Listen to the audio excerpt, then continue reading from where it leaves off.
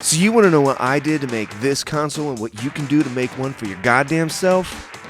Well, you came to the right place, you beautiful son of a bitch.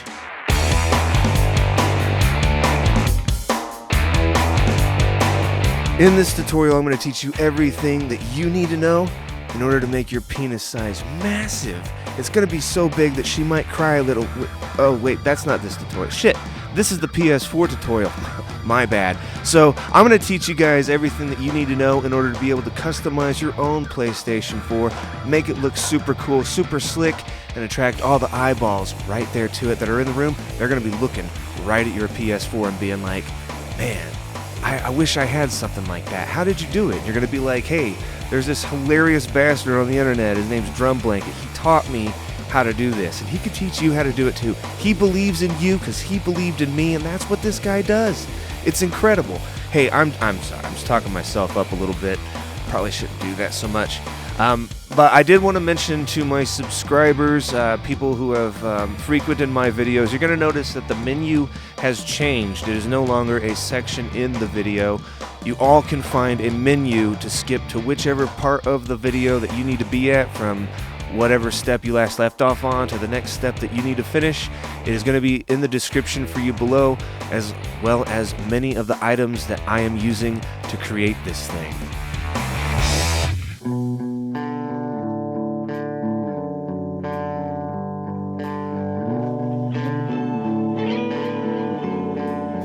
So everything I need to make this is right here in front of me, and we're going to talk about what these tools are and what they're used for in this project. So we're going to go with sandpaper. The first sandpaper that we're going to want to pick up is 400 grit sandpaper. First and only sandpaper.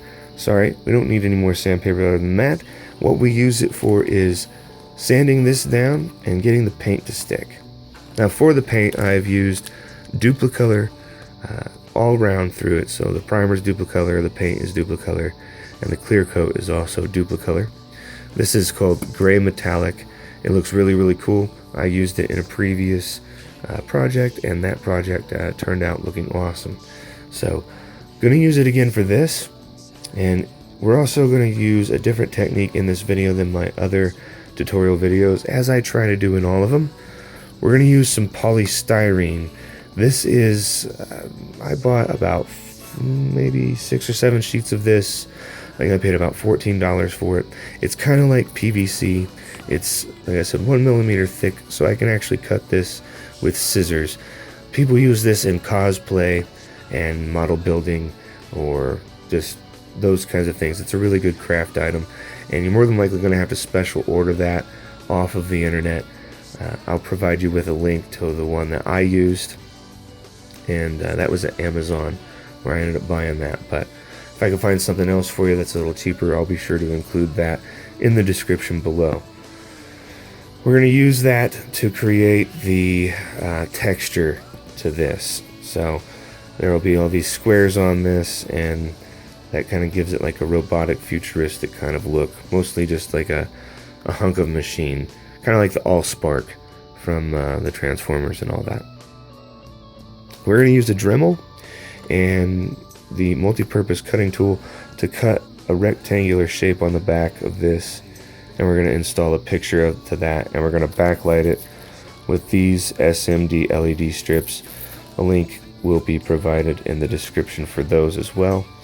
And to do the highlights around the Decepticons logo and this logo on the front of this, we're going to use some 12 volt UV LEDs. These are 3 millimeter, and then we've got our 12 volt resistors here. Make sure when you buy your LEDs, if you're going to do kind of a similar technique to what I'm doing with this, make sure that you buy some that already have your LEDs installed. So, or not installed, I'm sorry. Make sure that the LEDs that you buy have the resistors with them. 12 volt resistors. That's what you need to make sure that they have. That way you don't have to waste time looking up ohms and all of that. It should all be ready for you right there when you purchase it. We're going to use a glue gun to hold in the picture that's underneath this, to hold the plexiglass in.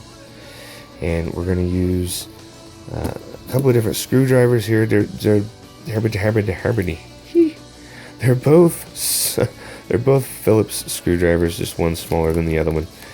And you don't need more than one, but I choose to have, one with a little bit more leverage if I need it, if a screw happens to be kind of in there a little bit too tightly. We're going to use some wire strippers to cut the casing off of the wire for our jumper cable to our LEDs, and of course solder. And along with our power drill, we're going to need a 3/16 inch bit in order to secure this to this. This is for a car. I'm going to go ahead and remove this out of here for you. And I'm doing it with one hand. Because talent. Because struggling talent. Okay, so this has a couple of screw holes on the bottom of it, and it came with 2 rods with threading around it that you can put a couple of nuts on. If you know what I'm saying, and put your nuts on it. You can do that. Get satisfied in all kinds of ways. And we're making projects with Drumblanket. That's what I'm all about, guys. So what I'm going to do is I'm going to cut or drill 2 holes in here. And this is going to kind of sit in this area here so that this can still come off and still go on very easily.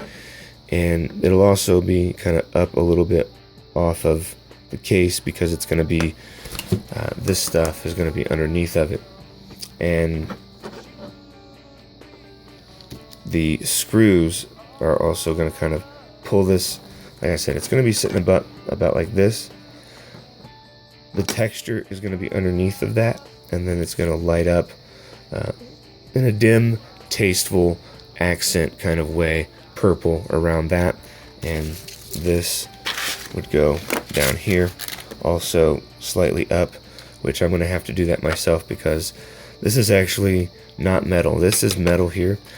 This is some sort of plastic, and I'm going to have to maybe even paint this. I'm kind of deciding on whether or not I should. I'm definitely going to have to sand off these factory line edges here. I don't know if you can see that very well, but there's some, obviously this is printed out on a big sheet in a frame, and then somebody on an assembly line just picks it off and then puts the tape on the back of it, puts it in some plastic and ships it. So it's kind of a cheap piece. Definitely not something that you could break this easily. You could just snap it. When I say easily compared to something like this. Yeah, but it'll work for what we're trying to do here. And I'm going to have that elevated up a little bit. And I'm going to just use this stuff to do that with.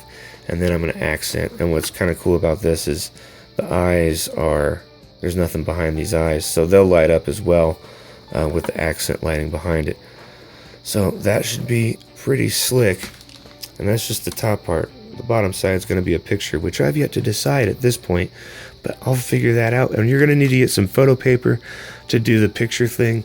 I find that photo paper for these kinds of things just look better when they're backlit like this. It's just going to be all kinds of color, and it's going to look really, really cool.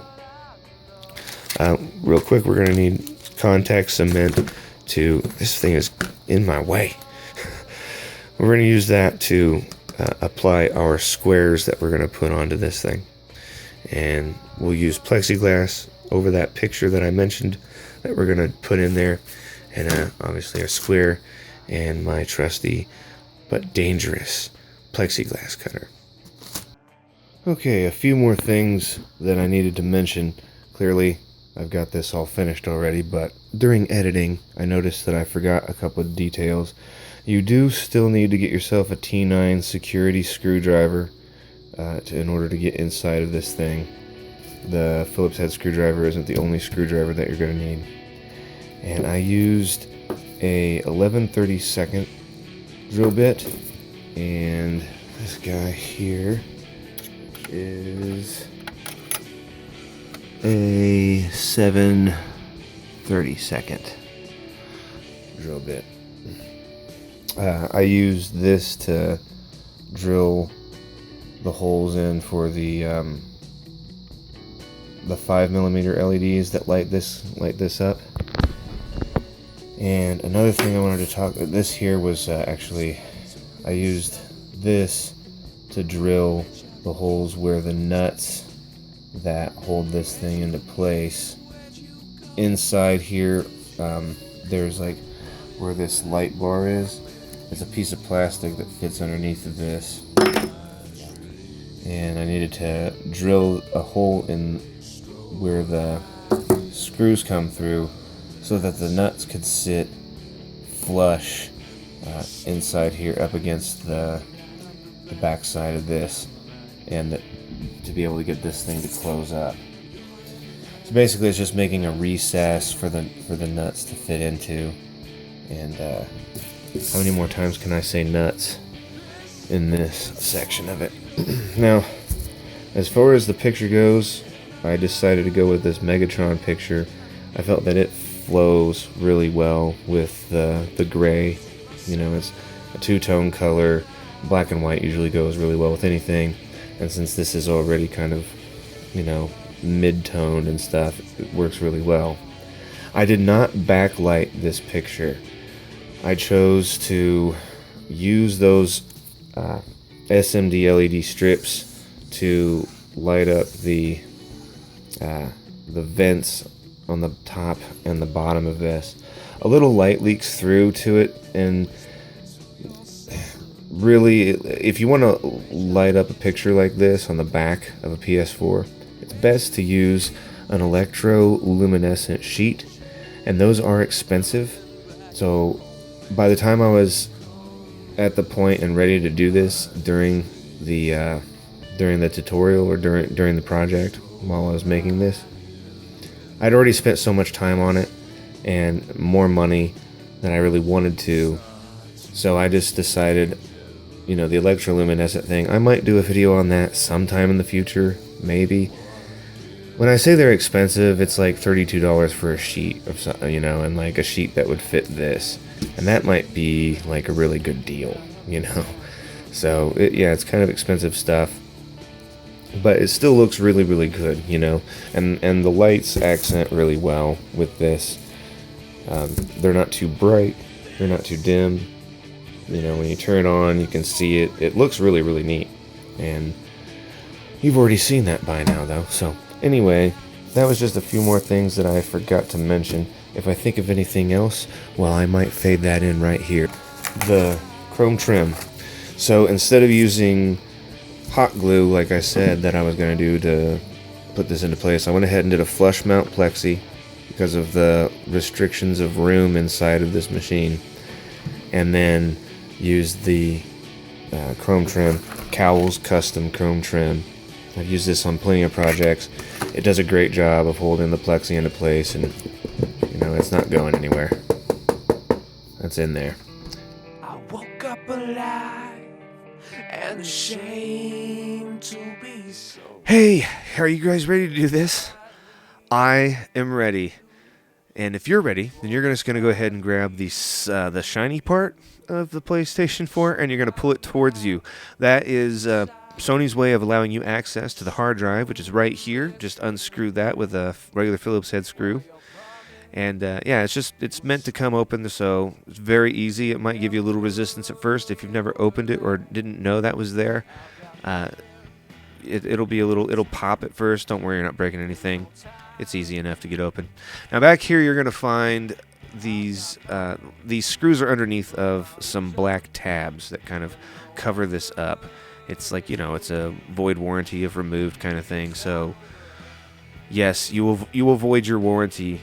Getting a lot of questions like that. Well, I'm getting some questions like that, and yeah, yes, you're going to void your warranty if you open this. So if you're under warranty and you don't want to lose that, then just wait a year. You have a whole year to prepare for this. So to open this up, you just kind of grab a hold of it from the bottom edge there, pull it up towards you, spin it a little bit towards to where the front of the PlayStation is facing you, and then just lift up, and it will come right off. And by the way, guys, it's been a while, hasn't it? It's been a while since I've done one of these. I think the last one I did was one of those, the Fallout Xbox or something. Been getting a lot of requests to do more mods, and I've got a few lined up for everybody, so it's going to be a fun next couple of months. That's for sure. I would love to get one of these out a month, but I just, you know, I'm telling you right now, I had this PlayStation for almost 2 months. And it was me working on it and getting stuff. If I needed to get stuff, I get to a point and be like, oh, I need stuff. Yeah, so anyway, you're going to unscrew the power brick, which is what I'm grabbing at right here. You're going to unscrew all those screws, and then you're going to lift it upward evenly, okay? The side that is basically where my right hand is, that plugs into, there are 2 forks on the motherboard, and there's also this cable down here. So when you're pulling this up, you want to be careful. You want to be mindful that those things are there and not break it. You're not going to break it, okay? I have faith in you. I have confidence in you. Don't break it. To get that ribbon cable out, you just you just push down on that little metal tab and pull it right out. Comes out really super easy.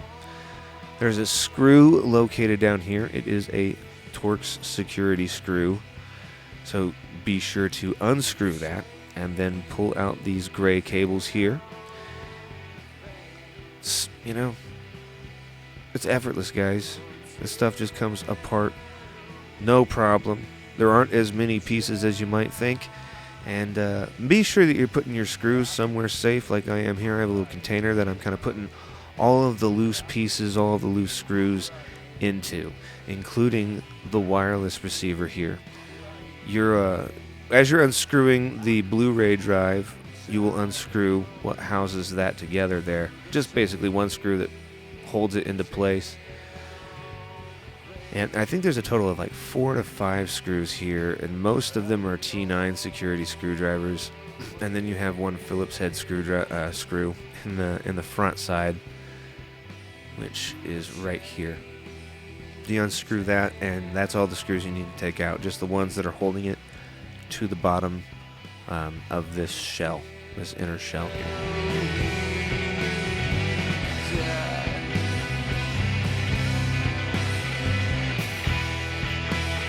Alright, let's flip the PS4 over and start removing the security screws from this side of the PlayStation.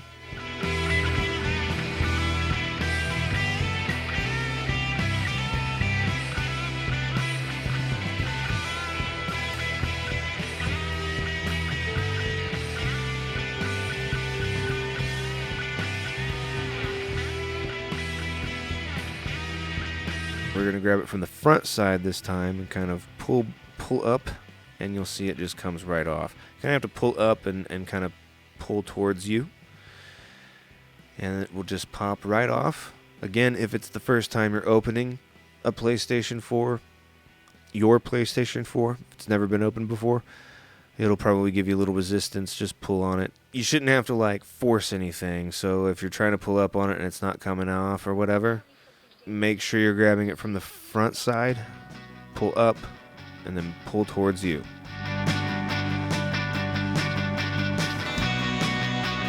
After we get that off and out of the way, we can go ahead and begin removing the rest of the screws that are up here, a combination of Phillips screws and Torx security screws. This is what powers up your fan. You grab it and pull it upward, and it comes right off. Very super easy. Again, grab it and pull it upward towards you. But at least for now I am awake. There is this awful taste in my mouth, and I can seem to... I'm showing you this in real time just so you know exactly how long it takes to pull this apart. And I want you to be able to see where all of these screws are, just in case you need to reference it. That information is available for you right here in this video. Aren't you so happy that I'm looking out for you? That I'm teaching you how to do this stuff? Thumbs up if you're happy that you're learning some shit right now.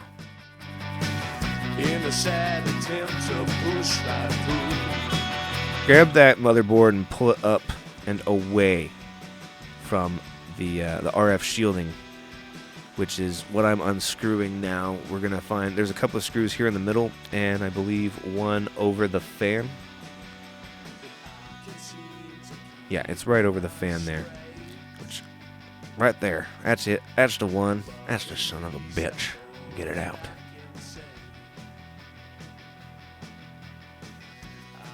Alright, now we can just pull that away from here, and look at how goddamn dirty.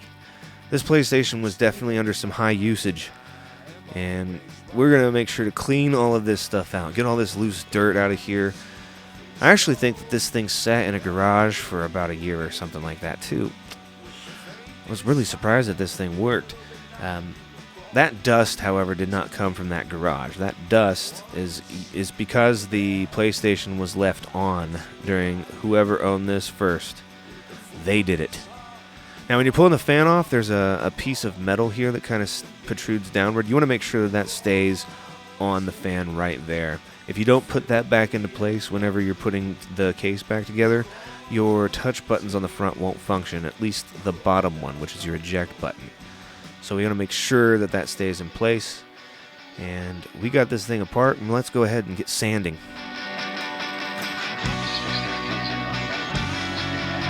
Oh yes, everyone's favorite part.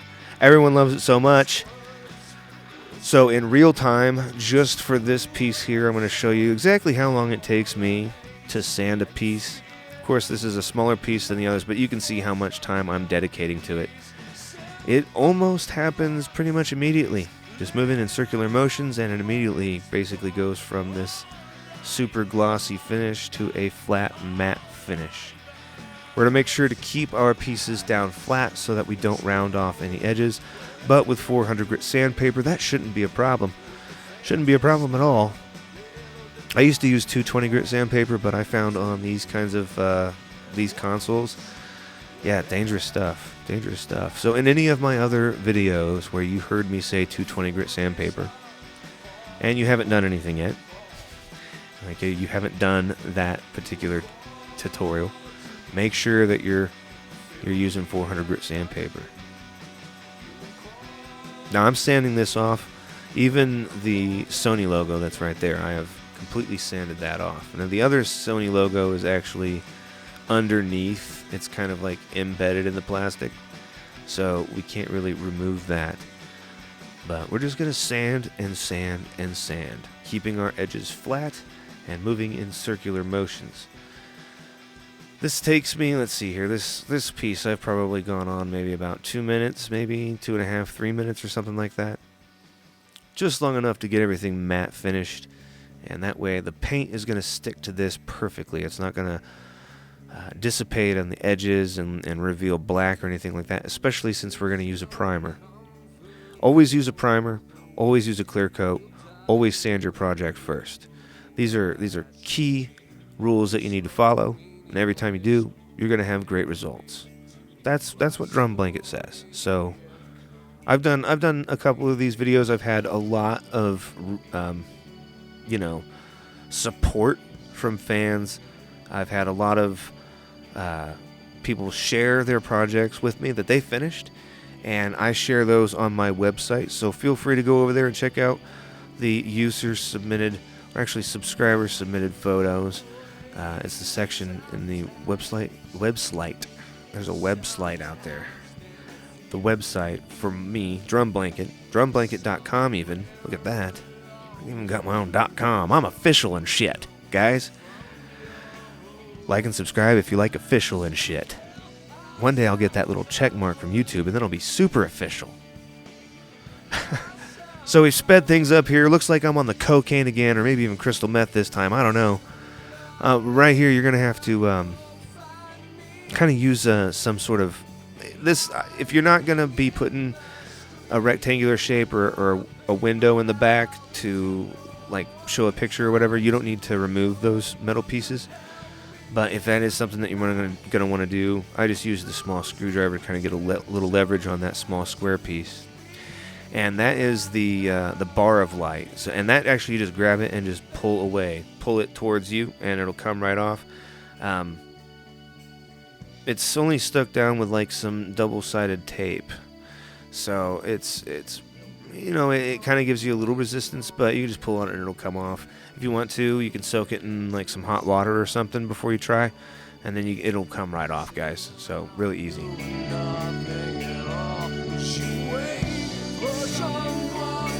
Alright, so to cut this, I'm actually measuring at about a little over a half an inch. We'll just say a half an inch. And I'm using a square, so that way I know that where I'm marking is exactly right. It's flat. A square works best because it's putting, you're putting it on the bottom edge there, and that's it's a factory edge in the first place. As long as your two edges line up, then you're getting exact measurements. And we're going to do this on all four corners, or all four edges, and we're going to make our rectangular shape. We're just going to draw it on there, and it's really up to you. I would not suggest going any lower than a half an inch away from the edge. That's just so you can, you have enough place inside for your Plexi to sit if you're going to do an underlay. There's a difference between an underlay Plexi and then a flush mount Plexi.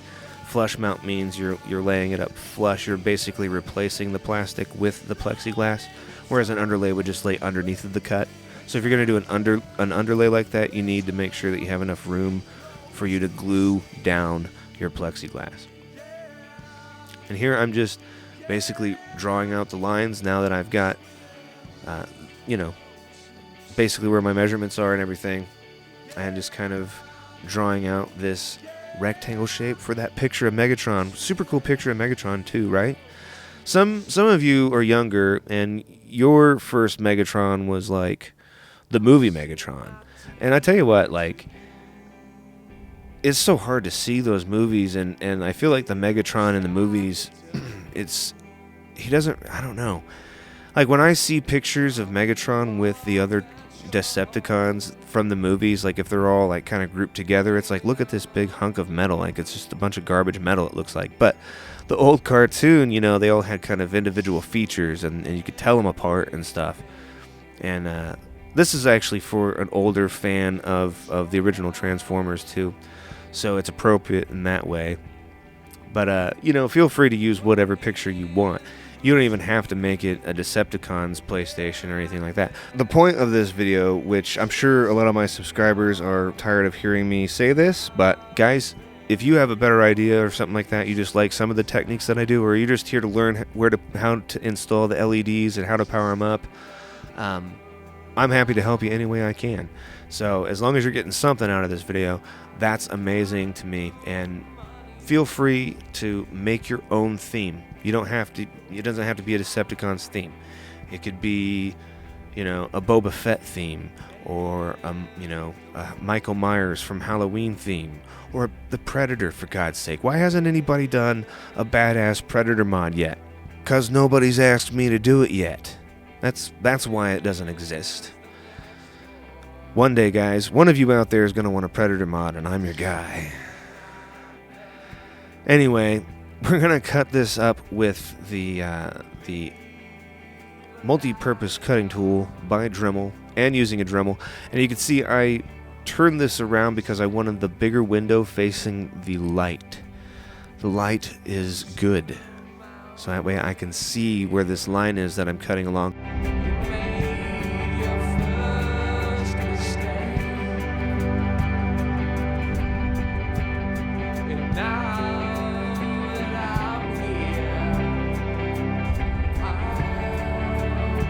Look at how painstakingly long this is taking me.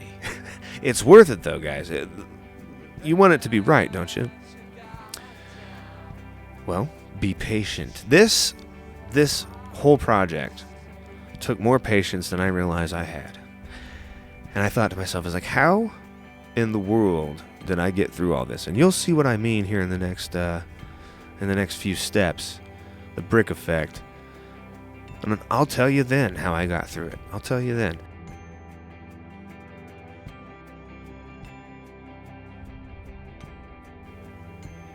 Oh my god, oh my god, oh my god. Oh, it's finished. It dropped. Alright, now you're not done. No, there's more. There is more. There is always more. You're gonna have to file this thing down. I say you're gonna have to. That's just my suggestion. What this does is it flattens out your cut because, you're doing it by hand. You're going to have some imperfections in there. And you're definitely going to have some loose plastic in there. So you want to get in there with a file and really work at that and kind of flatten it down. It looks phenomenal when you do it this way.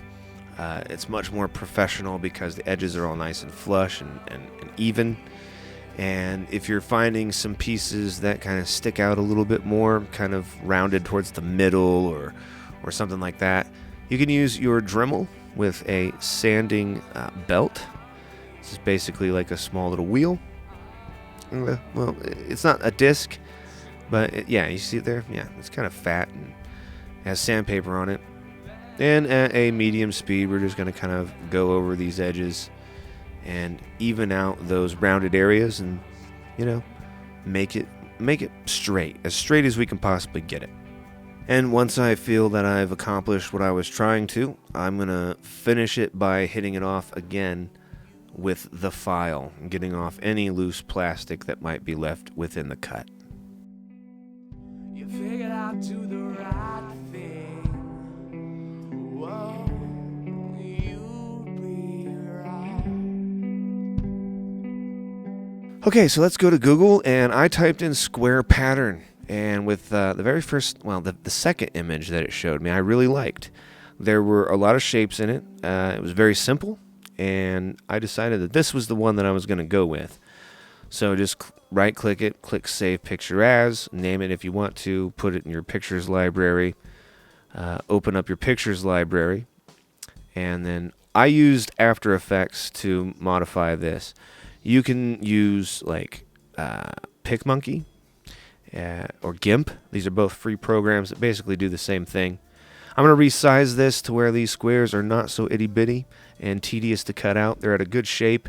Once I'm happy with that shape, I'm going to go up to Composition, add to Render Queue, and make sure that it is set as a JPEG sequence, and that my sequence is also only one frame. And then we're going to go to our desktop, and we're going to basically name this whatever we want to. Pay no attention to my picture of Jessica Negri. It's not my fault she's a goddess. I would have her babies. We're going to open up the picture, and we're going to go up to Print and make sure that Fit Picture to Frame is actually checked. So that way it takes up the whole paper. And you can just do this with regular paper. You don't need special paper. Just plain paper is fine. When you are satisfied, go ahead and click the Print button and print this guy out. Now, I used a straight cutter here, something that you'd find in a classroom even. I don't know if they still have these in schools. Do they? Comment below if they still have this tool in school. If you know what this is, hey, you're cool. Way to go. And I'm just going to cut off all of the excess white that I don't need from here. And I'm white enough, so we're just going to cut off any extra white because, there is such a thing as being too white. Now, what I did was I printed these out on the same pattern on 2 sheets of paper, and then just kind of overlaid it until the pattern matched up. And I was happy and satisfied that I had enough paper to cover up at least the 2 top pieces. And I'm going to go ahead and basically get this all the way up to the edge, straight up to the edge. And yeah, I'm using this as a tool to kind of line everything up. And you don't have to do it that way. As long as you have something flat, like, you can find something to make it work. And then I just traced out the outline of the shape and then moved on to the next piece and did the same thing with it as well. And what this is doing is this is creating my pattern for me to use on the polystyrene sheets. Oh, and as I was saying earlier, how in the hell did I have the patience to do all this? Well, it's because of people like you. As silly as that sounded, is definitely true. I would not have gone through any of this if it wasn't for you guys asking me to do, new mods. And I feel like every single mod tutorial that I do, I should be showing you something new, especially in these consoles. And this was just like a super cool technique that a subscriber actually shared with me. His name's Tom, and I can't even pronounce his last name, but Tom's a really cool guy, and I'm sure he's watching this. So Tom, thank you very much for sharing this with me. I was completely unsure because there's kind of a communication gap between us because I believe he's from Germany, and I don't speak German. So, it was kind of, I'm like, what is this sheet you're using? And he kept saying it was PVC, but that just didn't seem right. It definitely feels like PVC. This is the polystyrene sheet, and what I'm doing is I am taping down the pattern to it, and then using the straight cutter, because you can see it cuts right through it. Awesome, right? It would have been great if I could have used that for the entire project, but no. You see, that's not how things work. You're going to put some time into this.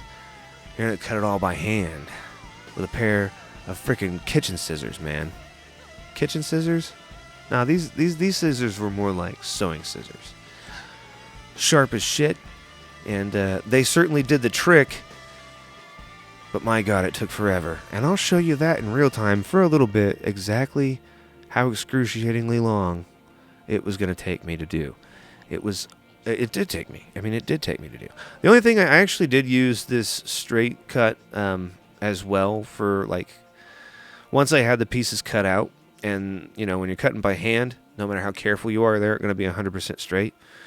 And so I used this straight cut to straighten out any edges or anything like that to each and every individual piece. And shaping this and getting the right size gap between the pieces, it all took time. It all took a lot of patience. And if you are not a patient person, then this project may not be for you. You might just want to paint, which, hey, you can learn how to do that in this tutorial too. You don't have to do all this. Again, I just like showing my subscribers something new.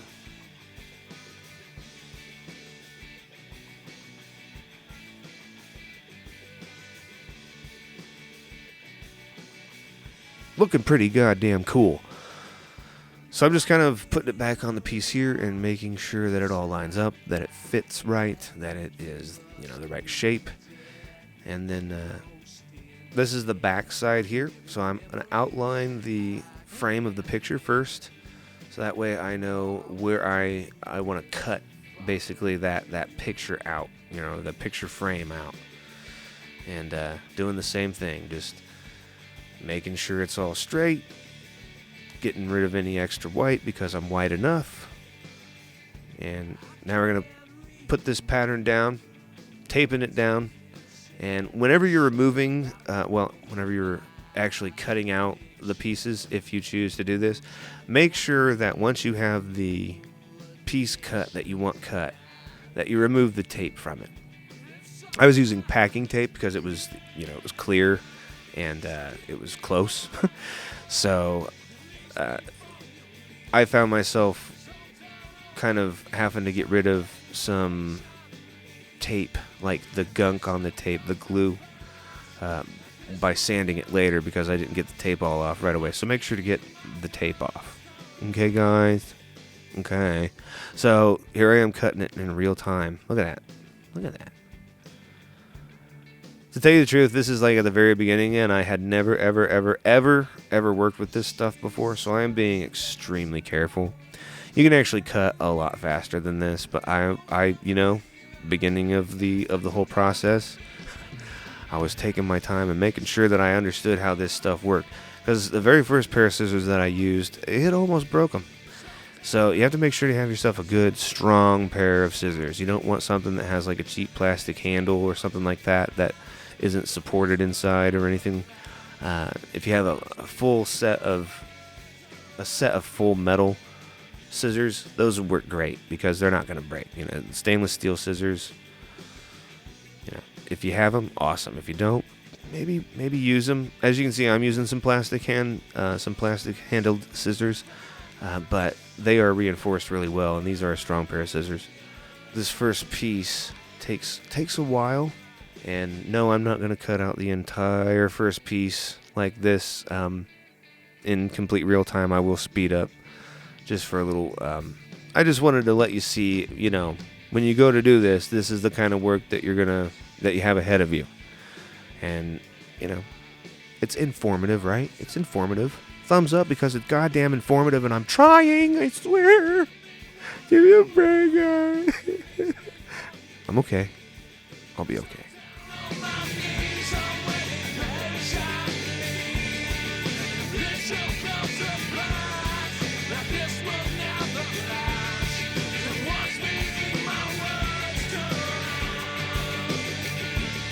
Now notice after I am cutting this, I'm actually laying it on the piece that it goes on, because I am doing this one section at a time. The reason why I chose to do it this way is because I did not want to like mix up the pieces and lose the pattern. So at this point, it was strictly like, if I want that pattern to stick, I have to make sure to lay everything into place, make sure that it all fits and everything, and then glue it down, and then move on to the next piece. So that way I wasn't getting everything all jumbled up and, again, losing the pattern, basically, not knowing how to get it on there, not getting it on there the way I'd cut it out, and that could be a big problem. So, yeah, it's one of the reasons why it took me so long, one section at a time. But things like this need those kinds of details paid, you have to pay attention to that. So anyway, I'm clearly speeding up here, and, watch me do this for a while.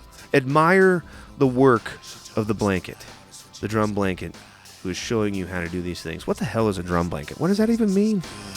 I'd give you the stars if I could, but I'll give you what I can. Come over here and lay with me. I'll turn the lights out. All the lights turn the movies that we love so much. We'll pretend to fight just to kiss and make up. Smoke a blunt and call it a night. Have a hard time sleeping when you're not here, so don't you ever leave. I like to think about people driving each other crazy. You're my favorite thing. People in a rush going somewhere, we take our time, get nowhere. Other people in a rush going somewhere, we take our time, get nowhere. See you in the morning. And as I mentioned, I did use this straight cutter to straighten out those edges, and slowly making sure that I've got the right amount of gap between the pieces. I wanted to have about a 1/16 of an inch between each piece, anywhere between a 1/16 of an inch and an 1/8 of an inch. The smaller the better, I felt, because it really, it comes across, as you've seen in the final project. I think it looks the best, So, yeah, this is me hacking away at those pieces with the straight cut. It took a while. It took a long time to do all this, guys. A long time. Days. Because you work on it for a little while, and you're like, okay, I'm done with this. I need to go do something else. I got, the whole time, though, having the final project in my mind, this is going to look so cool. For someone like me who doesn't even own a console, and I'm just doing this for somebody else, I can see that there's a benefit on my end of this. Because if you're doing it for your own self, then you want to get it done, because you're addicted to video games, more than likely, right? I mean, you really like them. If you're thinking about doing this to your console, you really dig video games, and hats off to you. But anyway, what I did to mark these pieces was I used primer, and I did it from way above, so that way it wouldn't blow the pieces all off of the piece of plastic, okay? So I'm putting a very light amount of primer on here, but enough, and kind of, you notice that I'm kind of sticking to where the cracks are. Even though I'm from way above, you can see that I was kind of paying attention to where the lines are themselves. And that's because I want to be able to outline where all of these shapes go. So once this is dried, I'm going to start putting this together with some contact cement. And the way contact cement works is you apply the contact cement to the surface that you are going to be gluing to. So we put a little amount, very small amount, not very much, and then we smear it around, kind of getting it. You want to keep it away from the edges, but you want to. It takes a little practice to work with. You just don't want glue to be pouring out of the sides and kind of coming up and around the edges. So use a little amount and spread it around, and then you have to set the piece that you're going to be gluing off to the side for a little while. They say about 5 minutes, but you can get away with about a minute and a half or two, especially since you're using a small amount here. It kind of starts to cure a little faster. So if you look closely enough there, you can see what the primer did. It basically put the line right where I need to be able to see where these shapes are going. And also notice that I am placing these pieces right next to where they go. And I'm also working on the edge pieces first. It just seemed logical. Work on the edge. That way you know that the edge is in place and perfect. And then, work your way towards the inside and get those pieces. So we're going to do this with every single piece until we have this whole thing basically bricked up, if you will.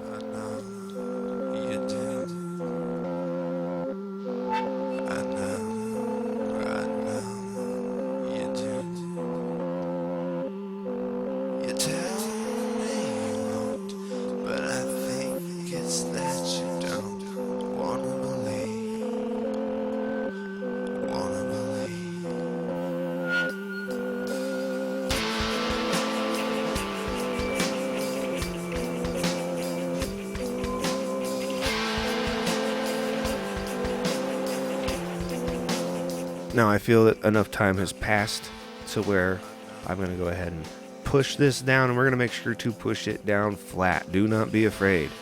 Push it down flat. And make sure that it is flush on its corners, and then in the order that I glued them, I am going to reattach them. Or, well, not even reattach. I'm going to attach these sons of bitches for the first time ever. Look at me go. Look at me go.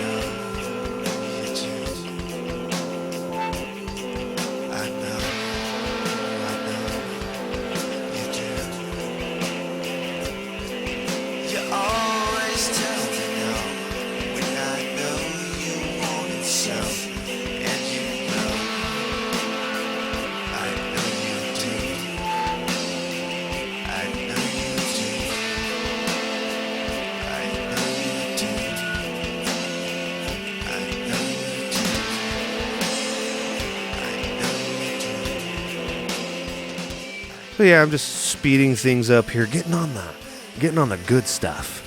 Fresh grade A Colombian fucking cocaine, man. It's not that big fucking line of it, man, and then I just fucking go to town on this shit, man. Fuck yeah, man. The cool thing about the contact cement is even after you lay it down, you definitely have some time to kind of move it, or move the piece around and make sure that you have it right where you want it. If you notice, I kind of like readjust some pieces after they've been set, and just making sure that I'm happy with everything where it's placed. And this is starting to look the way I want it to look, right?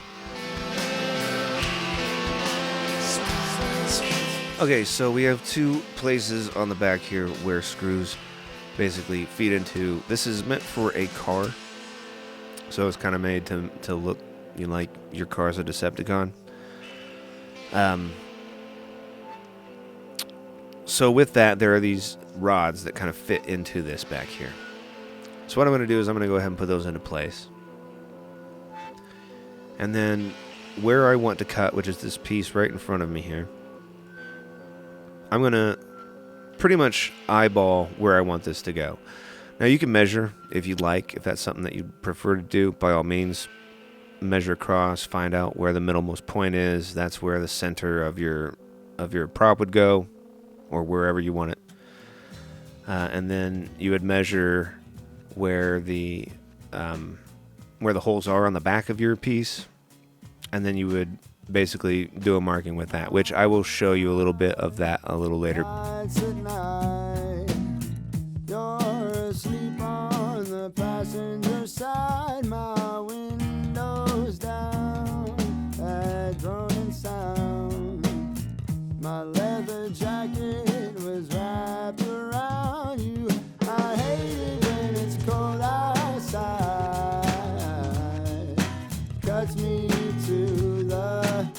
cuts me to the bone. Kill the body and the head will die. My heart is heavy, sinking like a stone. Now I'm making sure that these markings are good and dark, and then I can make out exactly where they are. And before I actually drill with the size that I want to use, I'm going to cut out a small pilot hole first. Now, for your pilot hole, what that is it's just a guide. You're going to drill first with a small drill bit. It doesn't matter, it could be for like a 1/16 of an inch, it doesn't matter as long as it's small. And then you use the actual drill bit that you want to use, which, by the way, is that size. That's the one that you want.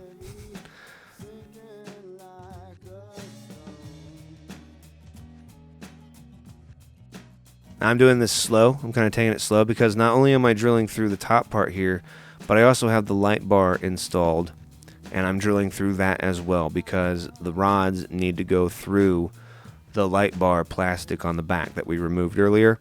So you can just kind of pop it into place and it'll hold there. If you want to, you can kind of hot glue it into place for a temporary, just for temporary use, or not do that. It's all up to you. And you're saying to yourself, that piece just kind of came undone. Yeah, it's because I didn't glue it down. I don't know how I missed that one, but I did not glue that piece down. So I correct that mistake. And then I also learned that while doing that I had the hole that I just drilled not in the right place. But I'm going to go ahead and drill the actual size, the actual hole that I want to. I'm going to go ahead and drill that now. And then that way I just have like all the dust and all that dirt shit out of the way. So when I go to glue this down, it's going to be clean and everything. Alright, so now I'm taking a measurement here of the two holes and exactly where they are from each other. So if your prop or whatever has something like this on the back, this is how you're going to do that. So I have one rod in place. I'm happy with that placement. And then I'm just going to put that right up against there and measure across to where this hole should actually be. Of course, I don't remember what the measurement is right now. It's really not important because this could be different for you as well. So once I figured out where that is, I'm going to go ahead and mark that down with my pencil. And as you can see, I have, at this point, there's been some time where I've glued down the piece and, again, drilling a hole straight through that and then hitting it up afterwards with the actual size. Now I'm putting the rods through just to get this Decepticons logo kind of hanging up, kind of where it's going to be, and that way I can reference where I'm going to put the actual Transformers piece that I put below it. But yeah, this is about how far it's going to stick off, and there you can see the plastic and what I was talking about, where I had to drill straight through that as well. So yeah, see, it's starting to come together here, looking pretty sharp. But now it is time to put this Transformers logo into place. So using the Decepticons logo as reference, I'm going to move this into place where I like it, and then I'm just going to outline it with a pencil. Simple enough. Regular old pencil. I suggest you use a pencil, don't use a marker or anything like that, because if you paint over like a permanent marker with, say, white, it won't go away. You know, that marker will bleed through that. I've had it happen in the past. So don't do that. Use a pencil. Super simple, right? And then I used a piece of polystyrene here and kind of was deciding how I wanted to suspend this above, you know, kind of elevate it out to where I could get the LEDs underneath of it, and whittling away these pieces until I actually found that I only wanted to use two very small pieces in the end, as little light restriction as I could get away with and still have it serve the purpose that I want it to serve. And eventually here I remove, it's like whittling it away until I'm happy with what I've got. I felt that 3 was too much, that I could get away with 2, so away with the third piece. Now I'm looking at the double-sided tape here and making sure that I can remove that, because that'll also give me a little distance, like underneath, because it's about a 1/16 of an inch thick, which I was able to remove that later. And again, just like the other pieces, putting down some contact cement and using that pencil outline to know. I'm doing all this by eye at this point, but I'm taking care of it, in a pro manner, because I've got the outline where I want it to be. I know exactly where that's going to sit when it comes time to set it down there. All of this is being put together right now, so it didn't really need to be measured or anything. I can eyeball things pretty well, but if you can't and you want to measure, by all means, it's a simple thing to do.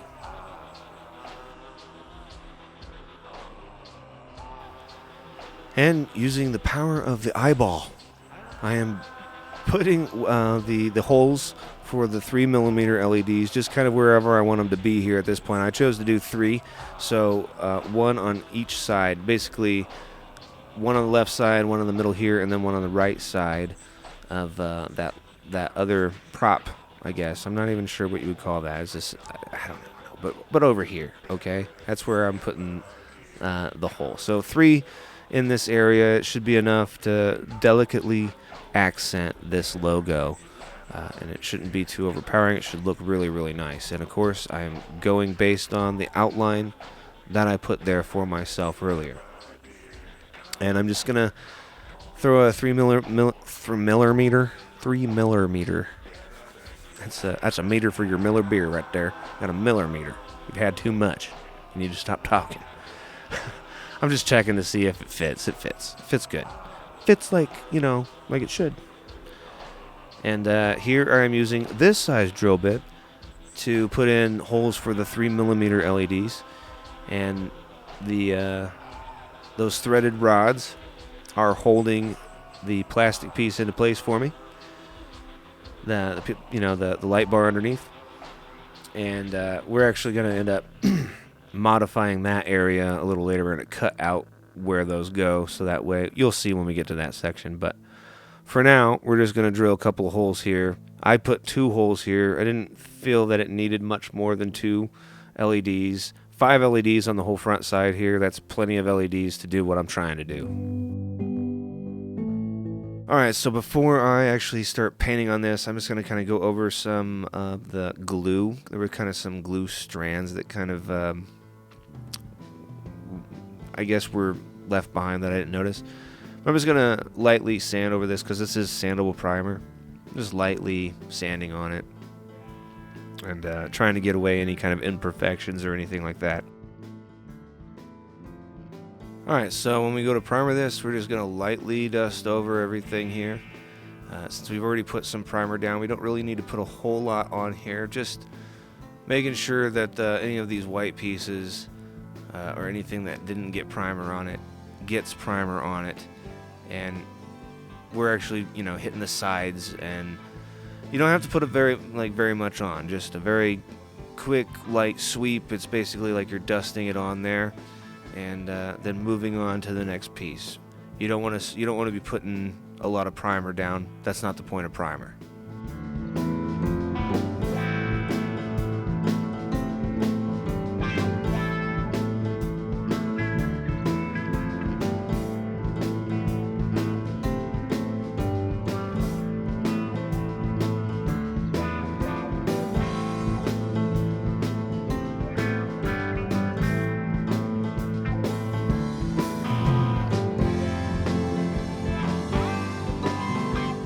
Now, once this is all dried, what we're going to do is we're going to flip it over, and there are some metal pieces inside of these, the case here, and we're going to want to cover that up with painter's tape, both of them. They're right up next to where the buttons go. So you just cover up with some blue painter's tape, just to make sure that you don't get any paint on it, because if you get paint on it, then it's liable to not function correctly, and we don't want that. We want this to be a fully functioning console when we're done. What we're doing is not going to ruin anything as long as you do what I tell you to do. So make sure that you cover those things up. Otherwise, you're only going to be able to turn on your machine with your controller, and that's kind of lame. Now, before we actually paint, we're going to get ourselves some hot water, and we're going to let the paint heat up in that hot water. And here you can see I'm kind of going back over it and making sure to dust it off with a damp cloth. Not wet at all, just a little damp, so that way we can get off any dust, anything that's kind of falling onto this while we've been waiting and letting it dry and everything. You want to make sure that no hair is on it or anything like that, and just very lightly going over it and making sure that it is dirt free. Now I'm going to let you listen to what it sounds like here, what I'm painting, just so you have a really good idea. So always clear out your nozzle first, and then your first coat of paint is just barely put on. You just lightly spray it over. Very, very quick. You see that? I'm moving all the way to my third piece, and that right there is our first coat. That's it. We let it dry for about 15 minutes, then we're going to hit it with the second coat, and our second coat needs to be a slight bit heavier. You want it to look barely wet. Okay, so it doesn't need to shine or gloss or anything like that, but when you kind of look at it in the light, you can tell that it's wet. You don't want it to be, like I said, glossy or anything like that. You can just tell that there's paint there.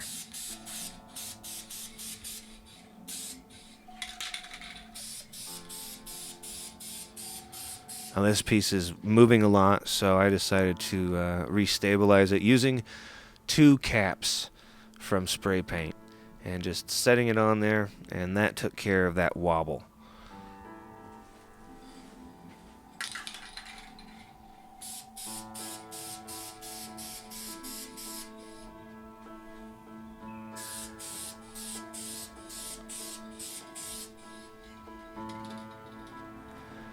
Now for our third coat, we're actually going to spin these pieces, and we do want this to be somewhat glossy. We don't want it to we don't want it dripping wet. We want it to just get it to the point where there's a little bit of luster to it, that you can kind of see a reflection in things.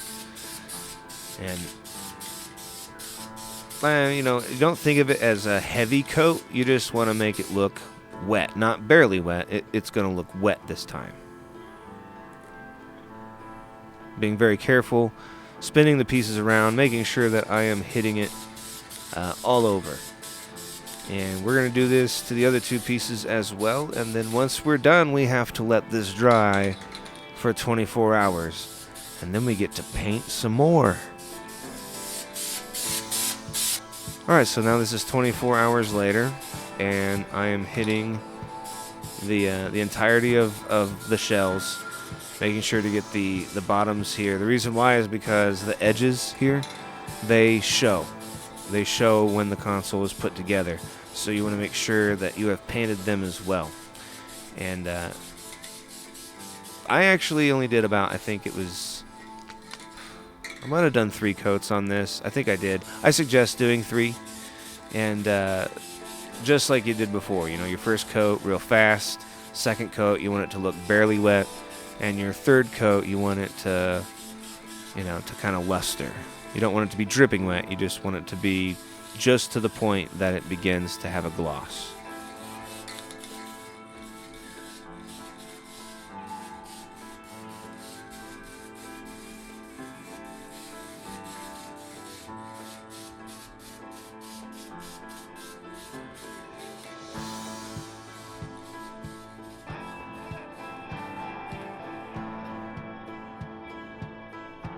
How you guys digging my pajama pants there? Yeah, man. Nothing says comfy like flannel pajama pants. Now, notice this right here. There was an imperfection in this piece of polystyrene that I thought it was just like dirt, and it was actually kind of rippled there. So I used this trowel anything flat or whatever. Hopefully it doesn't happen to you. Like, pay attention to the polystyrene. Make sure it doesn't have any like imperfections in it before you glue it down. Luckily, I only had this one that was like really severe, and I was able to get it off by using the trowel and just working at it. This is in real time here, so just getting it to a point where it just pops off there. And then I actually use the same piece and outline a new piece. I also had to sand down the glue that was left here, just kind of get these big pieces off and then sand it down a little bit, being really careful not to sand anything but that, which was definitely, it was kind of nerve-wracking, because it's like, okay, I've painted this whole thing, I don't want to have to like ruin any of the paint, you know.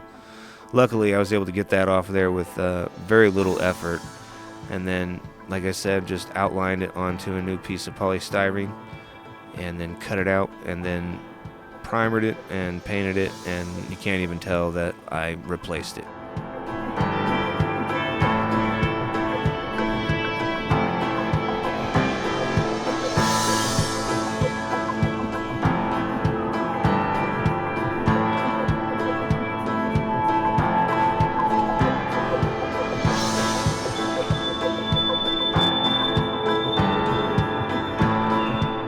Good as new. It looks a little darker here, and that's just because it's still wet. Over time, it actually faded in to match the rest of it. So now I'm moving to the middle piece, and I did sand this piece just like I sanded everything else, and hitting it with primer just like I did before, very lightly, letting it dry for about 15 minutes, and then after heating up my paint, just, you know, hitting it with one coat of paint and then flipping it over. That's what that little hand sign was. Flip the thing over, and then hit it again with more paint. And I do this 3 times just like I did all the other pieces, and it looks perfect.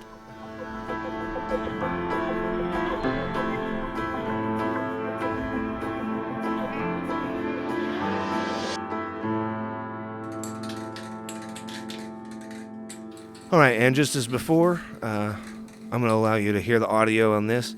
This is clear coating, and same rules apply. Make sure that you have heated up your clear coat first.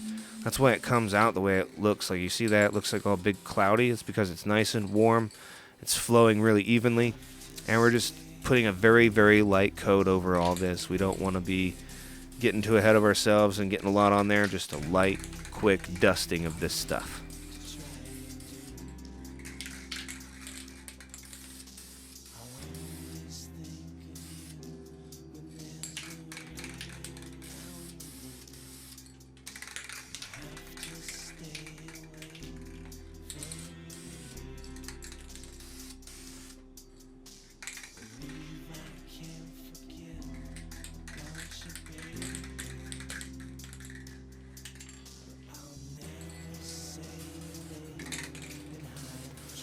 Alright, moving on to the second coat after 15 minutes of drying, and then making it look just barely wet.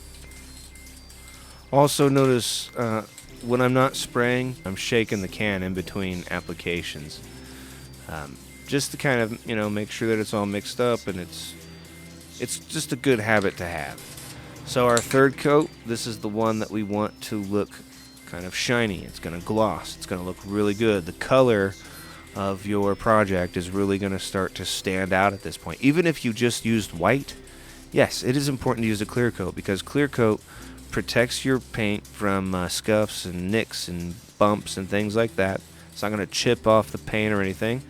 It's there to protect and to give years of use, you know, years of looking good.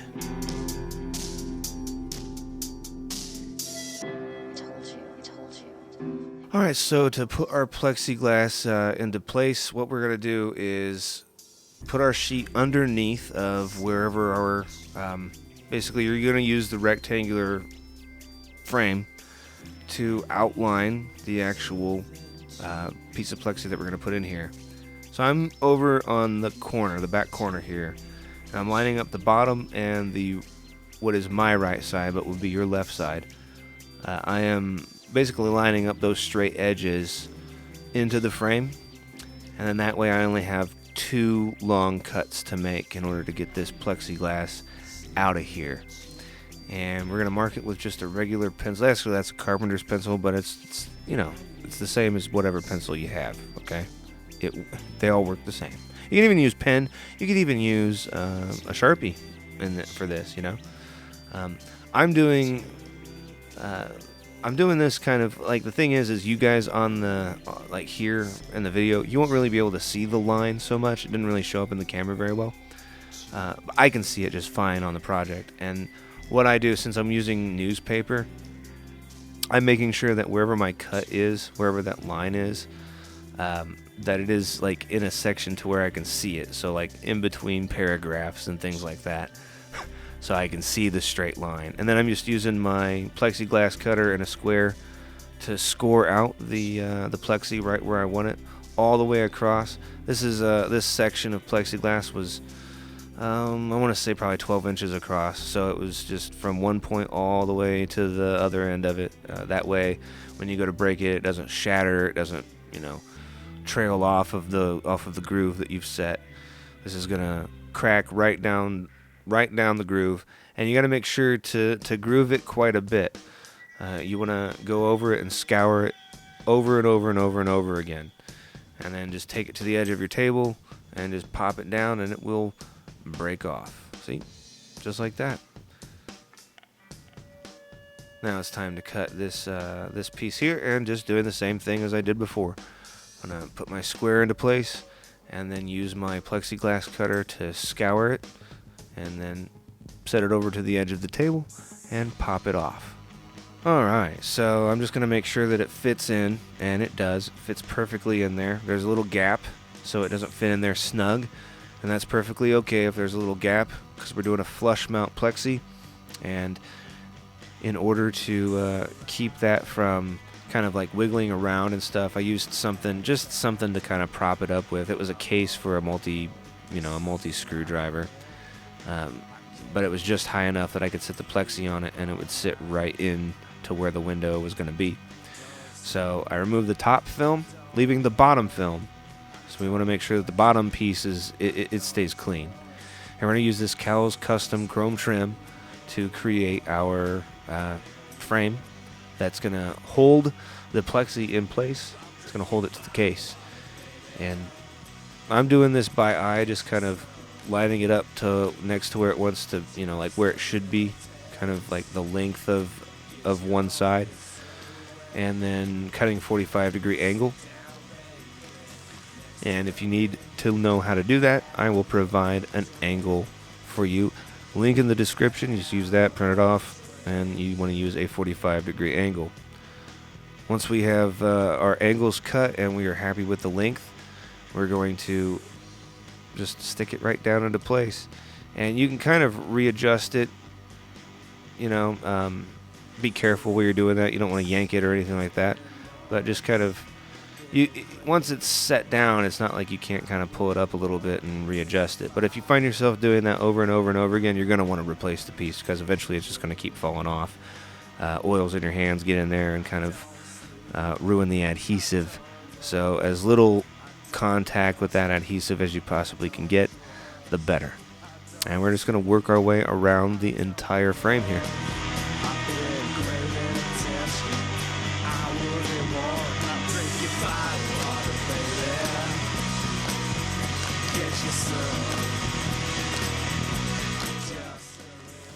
Now if you find that one edge kind of overlaps, or you can't quite get the edges to connect, what I like to do is just stick the scissors in there and use the bottom piece that's actually stuck down as a guide, and make sure my scissor blade is flat up against that. Give it a little snip, and it should fall right back into place. Alright, so what we're going to do is we're going to kind of clean this stuff up here. We're going to get rid of all of this gunk, and once we have that all taken care of, I figured this is the best time to do it. So what you could do with some of these pieces is you can use like compressed air and get in there, get all the big dirt out of the way. And then this piece especially, like, you can put this in water and it'll be okay. Just get in there and you can kind of like clean it out, hit it with a little scrub brush or something like that. I did it dry. I just took and used a dry dust rag and went over everything. Getting that dust out of there is kind of imperative. It definitely extends the life of the console for sure. And again, going just cleaning everything, cleaning up the motherboard, cleaning up anything dusty. And here I'm going to show you how to remove the gunk here. This is thermal paste, and I just used non-acetone nail polish remover and a Q-tip, and this stuff comes off really easily. It did for me anyway. Yeah, you just make sure you get it all out and make sure that that chip is nice and shiny. Now I use this piece from the bottom of the PlayStation that we removed earlier to remove this thermal paste, and then more of the nail polish remover. So now what we're going to do is we're going to get inside of here. This is the power brick. You have a Phillips head screw right down the center of it basically, and get that guy out. And then you have another one over in this area here, which is kind of up next to the power cable. Once you have these two removed, you can actually just grab a hold of the top of this and pull it apart, and it will pop off. Pops right open, allowing you access to the inside here. And this is where we are going to solder our jump cables to power up our LEDs from. We're going to, on the bottom side of this, the green side, over in this area here, if you look right here, you can see there's a 12 volt power right here. And then over here is our 5 volt standby, if you want to use that. But we want to use 12 volt, which is on this side right here. So again, there's the 12 volt, the top of it. And when you flip it over, it is located right here. And just for reference, your 5 millimeter your 5 volt standby is up here in this area right there. All right, now I got my my soldering iron heated up to about 430 degrees here, and then we're just gonna lightly dress it with some solder. It takes to it quite nicely. And somebody was asking me, actually a lot of people were asking me if I could figure out a way to get the lights to shut down whenever you shut down the console, and this is where you want to attach your wires from. Okay, if you want the lights to shut off when you shut down the console, there's a difference between putting your console into standby and putting into shutting it off. If you hold down the power button, it will shut off your machine, and in that way it's a fresh boot every time. If you leave it in standby, you're giving it some power. So what you're doing is, anyway, like what we want to do is the black to this area, that's our ground, and then the white area, the white wire goes up there where I soldered it before. White is power, black is ground in this case, and we're going to make damn sure of that. I've had some problems in the past, but this is absolutely 100% where you want to solder your black and your white wire to.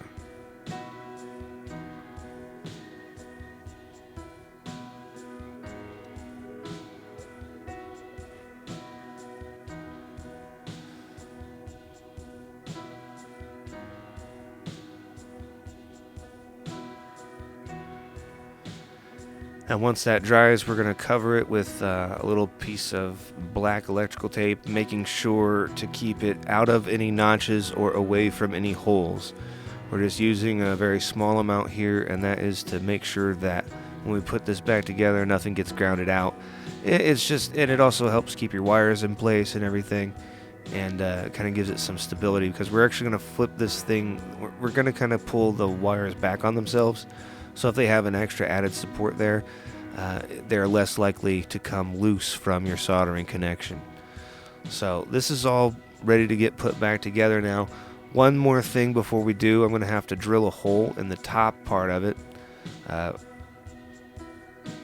Right now I'm just kind of like putting this back into the bottom and making sure that the power port itself is secure. It kind of slides down into place. And then just dropping it down in there and making sure that, everything is exactly where it needs to be. It's really super easy.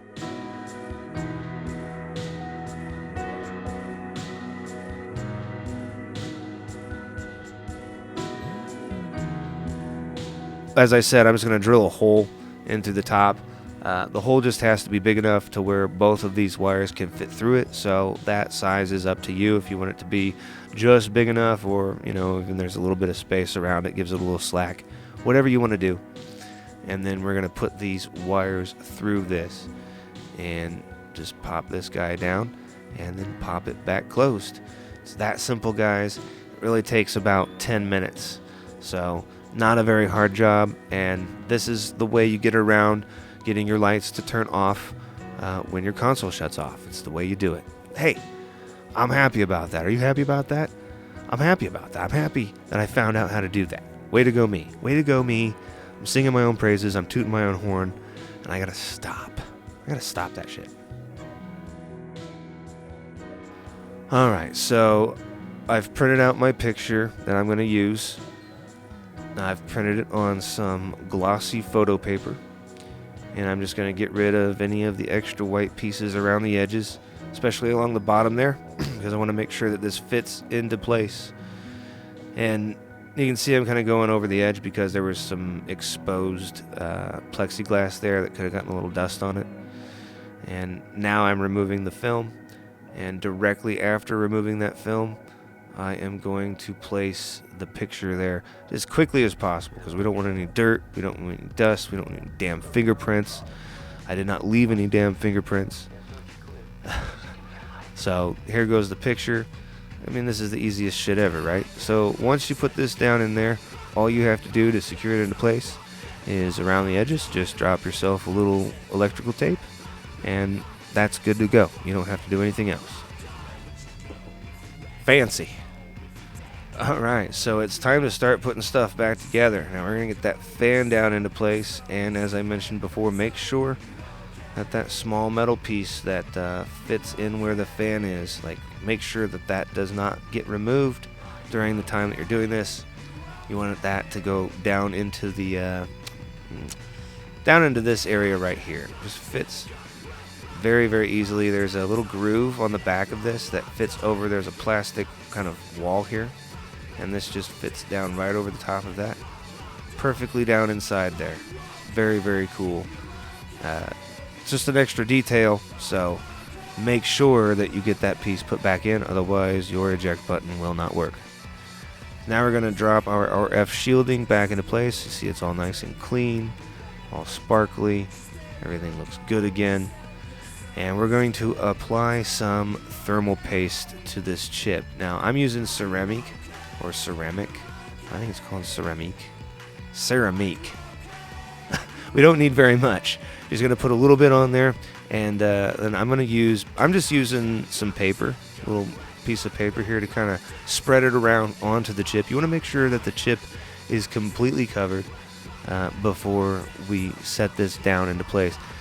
Again, as I said, you don't need very much. Use very little. A very small amount can go a long way. And you want the coating to be even. You want it to look nice. And this stuff is white, so it's basically like painting the chip white.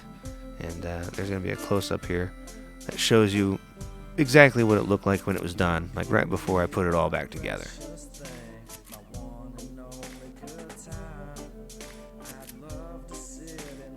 Now there you go. You see, it's completely covered, and we just flip it over, and port side first, we're going to set the motherboard back down in to this RF shielding, and that will automatically make its connection right there at the heatsink.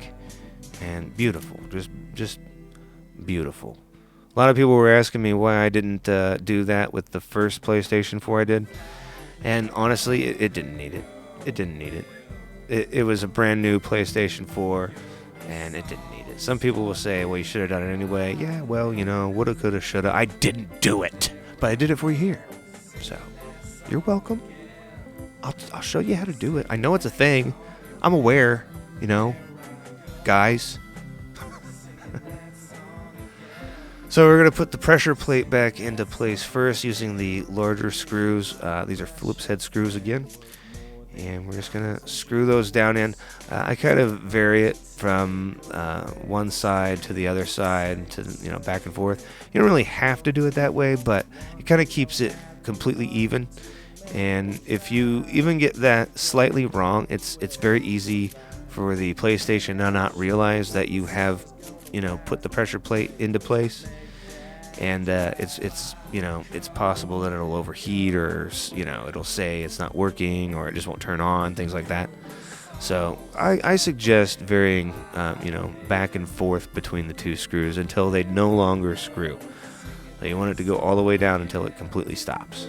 Singing that song again, there I go. Singing that song again. And now it's time to go ahead and put in the rest of our Torx security screws.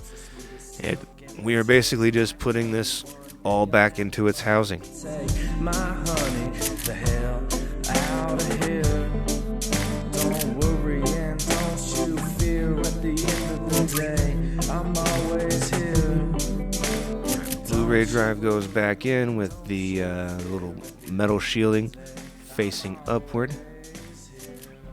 Because basically this PlayStation is built upside down inside. Very interesting.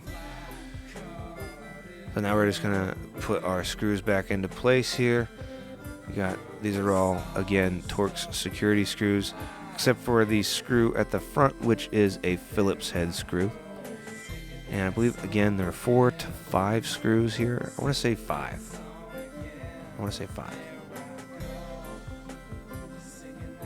Make sure that you get your wireless card back into place during reinstallation of your Blu-ray drive.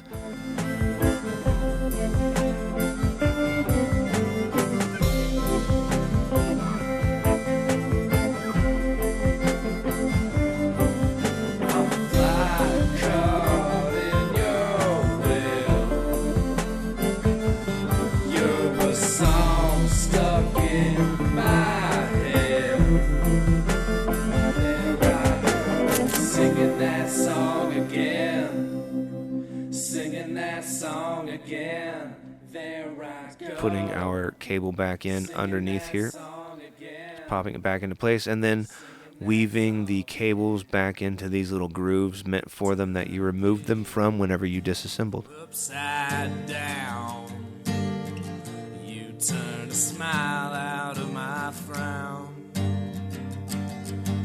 Back to square one, I'll see you when I see you. It hurts, but I cannot be with you.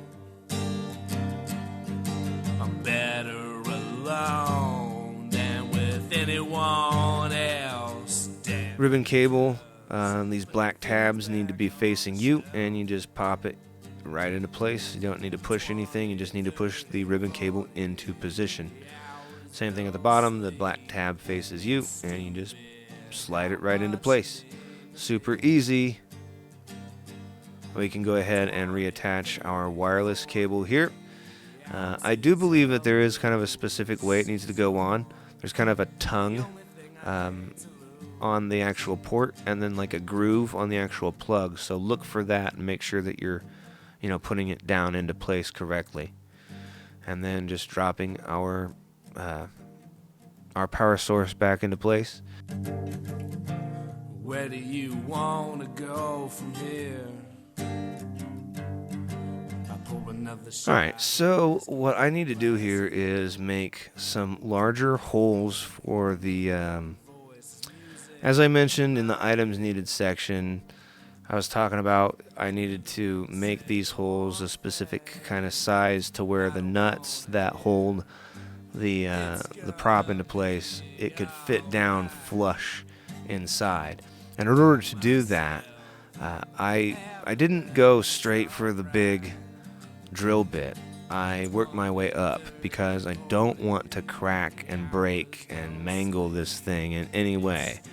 So I felt that if I gradually increased the size of the drill bit, that would be the best way to avoid any unwanted breaks.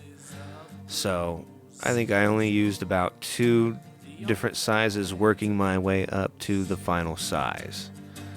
This is important again because if we don't do this when we go to close up the PlayStation case, if these bolts, these nuts, are sitting, got him. If these nuts are sitting on the top, it's not going to close up. But if it sits down inside of these holes, it's going to be recessed just perfectly to the size about 1/8 of an inch high. That's all the higher you want them to be. Alright, so once we have made sure that our nuts fit down into that hole appropriately, and this is kind of secured, I believe the next step here is I'm going to cut these with some bolt cutters. Alright, so here's our bolt cutters. I highly suggest that you use something similar to this. Do not try to grind this off with like a cutting tool for the Dremel, or grinding it off with like a grinder belt or anything like that, because that shit gets really hot and it will melt your plastic on your PlayStation 4 case. We don't want that. We just want to snip this off right at the very bottom, at the lowest point that we can get it. I decided that I was going to use some spacers to kind of keep everything tight and to get it the right distance. And even on both sides. So if you use these spacers, you are basically telling the screw when to stop once it's inside of the. It can be extremely difficult to get that stuff to be perfect. So spacers help with that. Now I am going to basically cut kind of a groove all the way up here to the point where the LED sits in. And that is because I'm going to lay the LED, I'm going to do the wiring to the LED in where this plastic is. There's just enough room for me to do it. And again, the closer it is to the actual like size of everything inside, the less likely we're going to have bulge on our case whenever we put it all back together.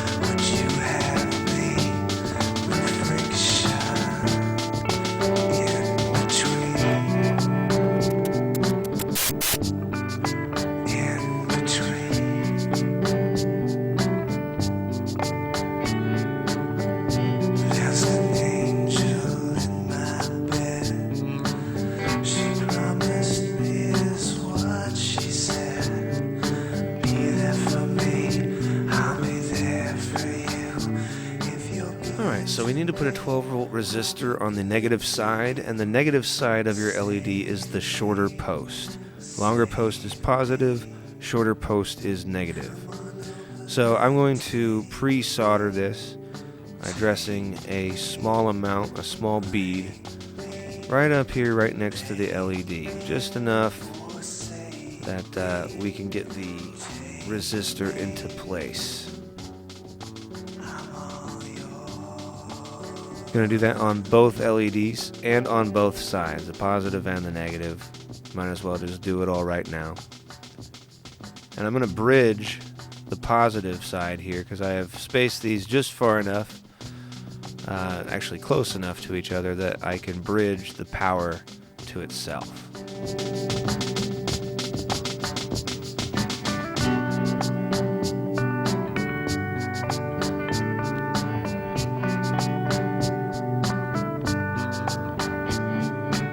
Pick it up and put it back down.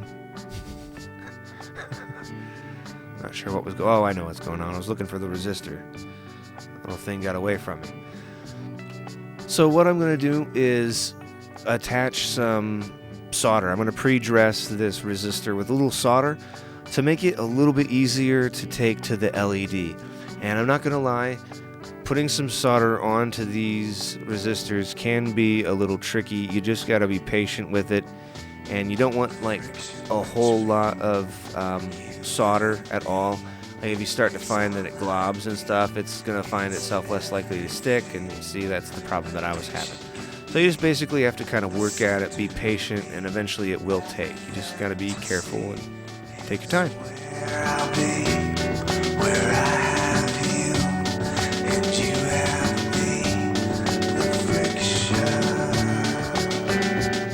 long as there is just enough, that's all we need. Then we snip that wire basically right at where the solder is. And then we're going to snip this wire in the same spot, just below where where its solder is. And we're going to take our resistor and we're going to set it up next to this, and then just touch it with our soldering iron, and it will take to the resistor side immediately, to the negative side rather. It's going to take to that very easily. There you go. It's attached. So now what we need to do is dress the opposite side with solder, because we can't connect this to the next post and expect it to work. We actually need to run wire through here. It won't work the other way. It won't work like if you just bridge resistor to that thing. For some reason, it just doesn't work at all. So the best thing for you to do is dress this with some solder and then prepare to attach some copper wire to it later. Which actually, I didn't use copper wire, but if that's what you're going to use, by all means.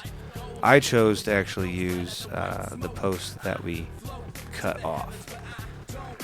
It has to have the resistor between it and the next light, and it has to have a series of that between each light.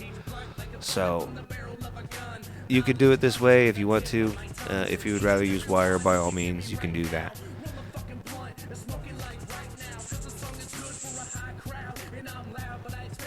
And just as before, I am dressing another resistor for the LED below it.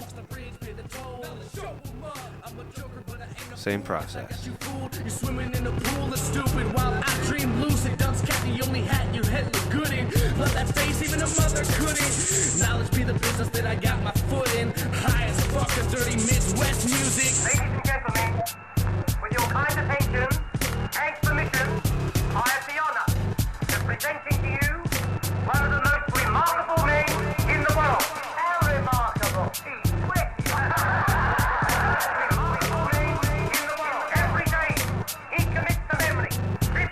And then just one final area to dress here, and then we can remove the excess post from this, and then we can move on down to our 3 lights that are illuminating the actual Transformers font logo. We ain't cattle for sale, but we ain't free, we out on bail. My spirit will set sail when I breathe my final breath. I ain't scared, a philosopher pursues death. How did the shoes fit on you? They look big. I was born knowledge, but you'll die stupid. Ignorance ain't bliss, it's a cheap buzz. Smoking a 4G blunt, giving you what you need, not what you want. Blowing smoke rings, walking out the front door. I explore.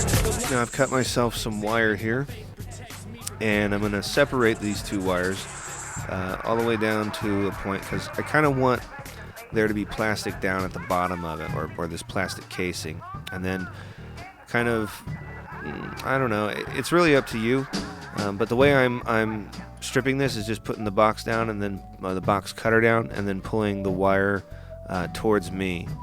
And here you can see that I've got 2 bare wires where these are going to fit onto these resistors, resistors and the actual posts, because these are too far apart. I can't jump them with each post. I have to use additional wire, and we want to make sure that we do not bridge our LEDs.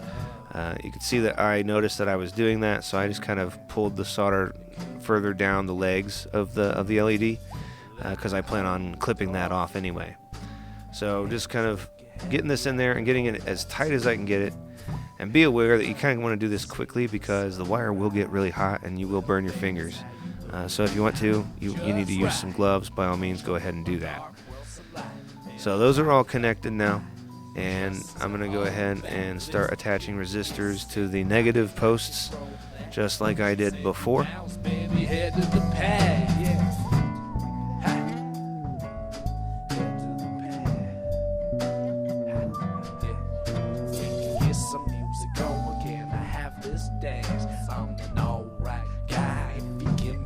chance. And I know the song is slow, but it's got a good beat. Babe, I'll whisper in your ear, then I'll knock you off your feet. And there is no place I would rather be. Go on, have a seat. Can I get you a drink? What you think? I'm going to go ahead and remove all of this excess wire and post the get the negative posts off to where it's just the resistor part that we're going to attach our wire to.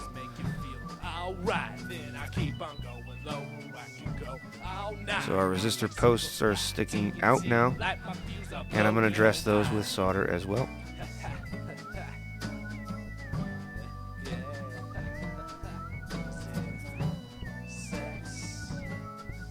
And what I'm doing in between off camera there is I am basically wiping off the soldering tip with a wet sponge. So make sure you have one of those around as well. It helps when you start getting too much solder and if your tip is a little dirty. And yeah. So now we're just removing all this extra wiring, and there is our LED strip.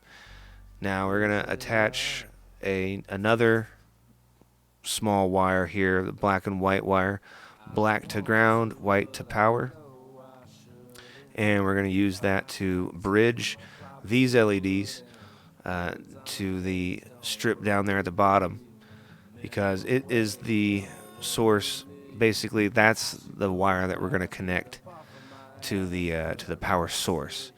We're going to use our jump cable for. So we're putting some wire to this and basically just extending the power to these LEDs as well. On the beach of my life, and each of my eyes bear witness. Always pre-dress whatever connections you're trying to make. It just makes soldering so much easier. And then I'm taking down here at the base of this LED strip and attaching black from that wire to the black of that LED strip, and the power, basically connecting the wires to each other and making sure that everything is just going to fit in there and everything's going to have, enough slack, because you don't want like tight wires or anything like that. You just want it to have like a little room to move with. And I'm going to secure that down with some black electrical tape.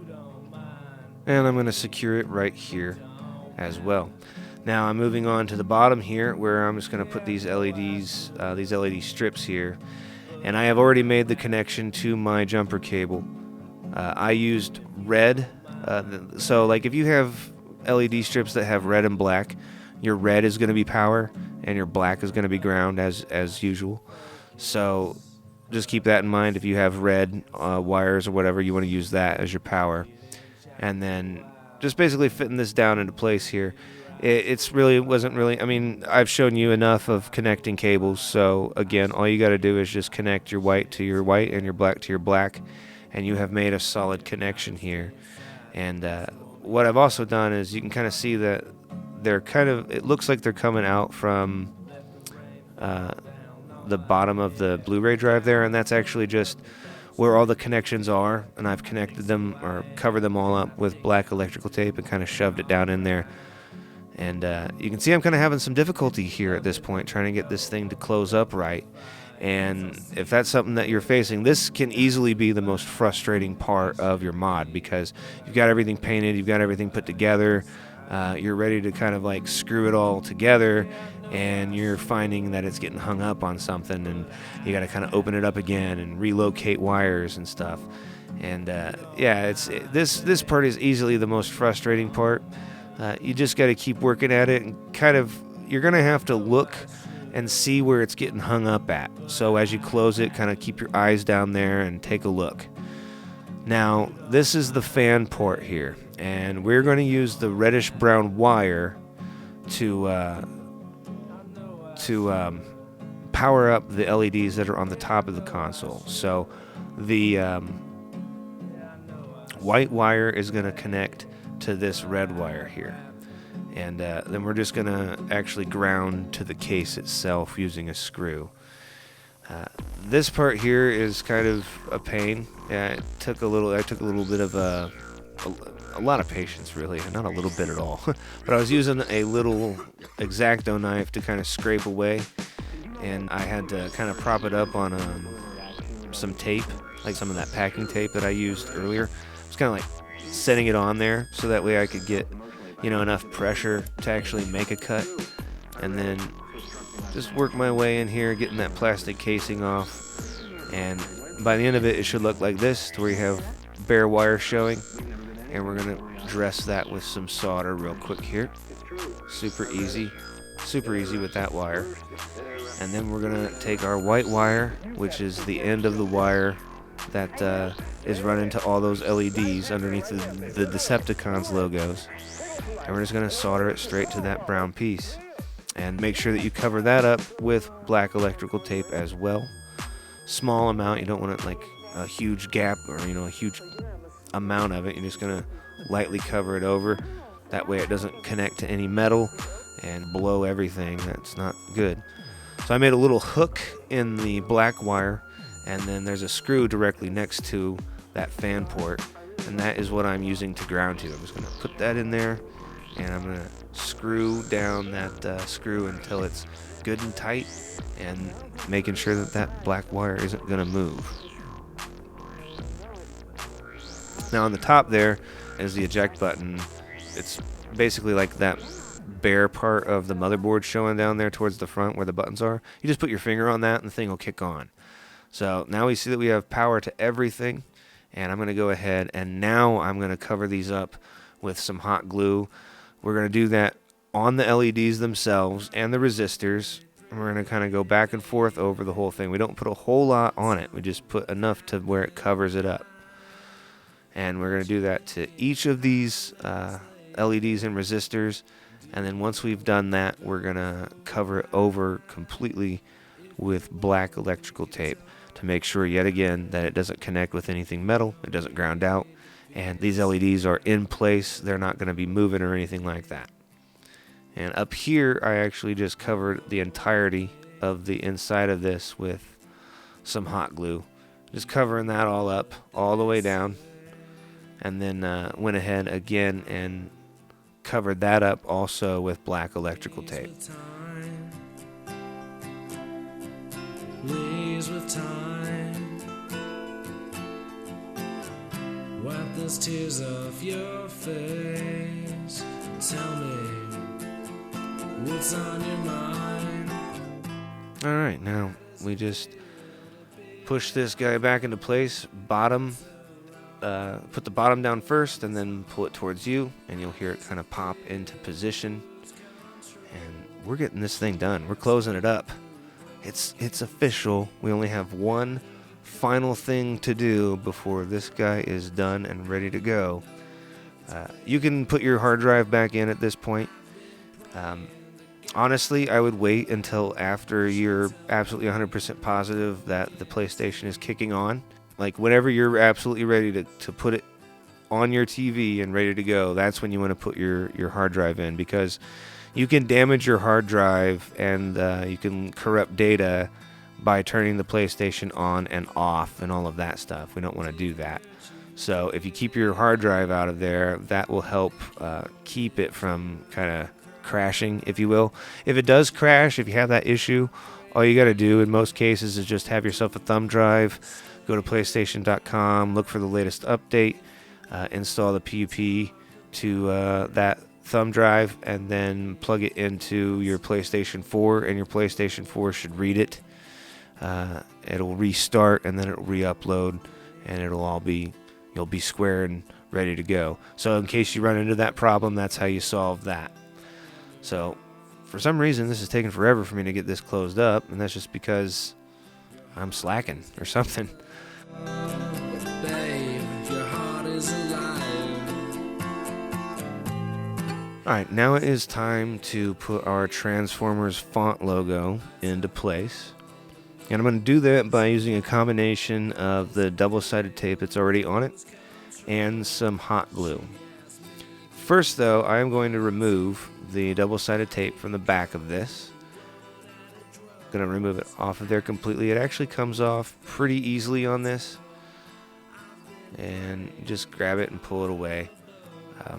it started to tear there, so I decided to turn it around and go from the other side.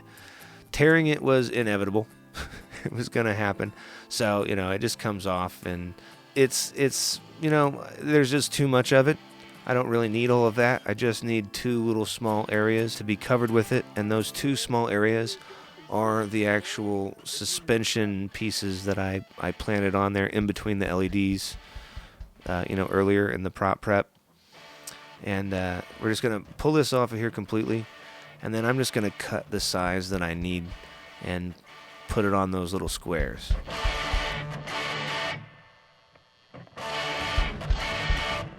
So now that those are into place, I want to make sure that this has some added reinforcement, and I am going to basically dab a little hot glue onto that double-sided tape.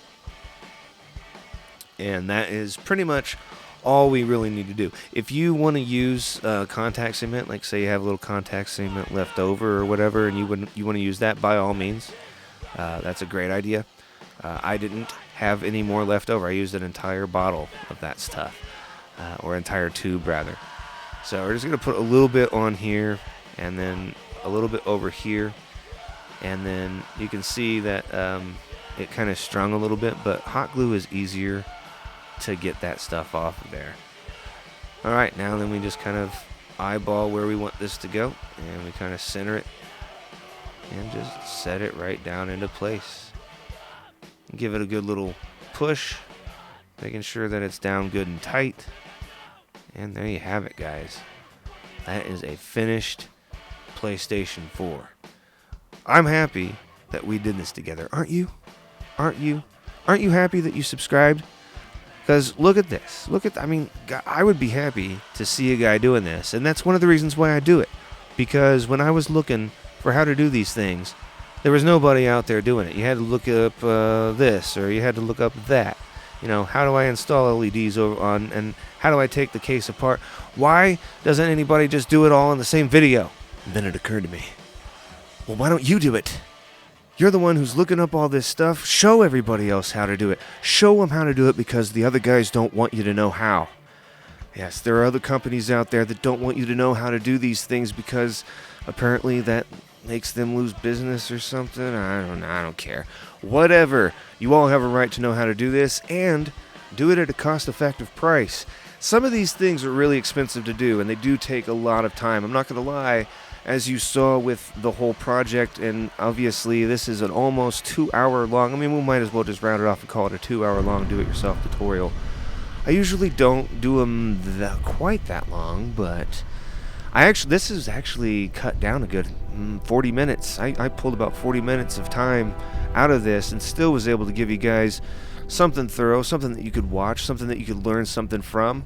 If this is the first do-it-yourself tutorial by me that you have ever witnessed, be sure to get over to my channel, because I have plenty more for you. I have another PlayStation 4 that I did. A lot of people call it ugly, but I think they're ugly. Those are ugly people to say ugly things like that. Fuck them. I don't need them. And you don't need them either. And if anybody's out there telling you that you can't do something, well, you don't let their perception of you become your reality. Thank you all so much for watching, and I'll see you in the next video.